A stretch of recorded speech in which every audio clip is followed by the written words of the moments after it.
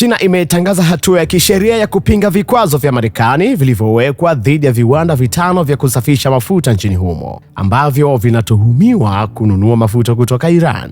Hasa hatua hiyo inaonyesha mvutano unaoendelea kati ya mataifa haya mawili kuhusu biashara kimataifa na utekelezaji wa sera za kiuchumi zinazohusiana na Iran. Serikali ya China imeeleza kuwa hatua za Marekani zinaingilia uhuru wa biashara na haki za kampuni zake kufanya shughuli za kiuchumi kwa mujibu wa sheria za kimataifa.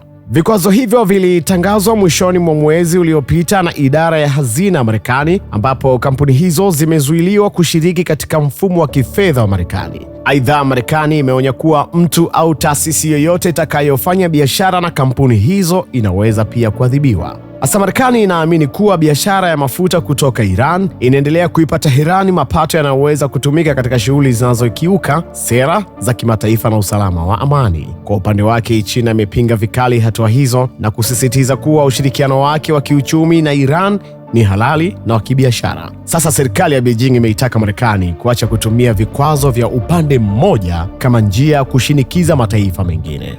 Naitwa Voice of Siraji na hii ni Makini Media, the trusted voice. Tufuate Instagram, Facebook, X zamani Twitter kama Makini Media. Kuwa makini.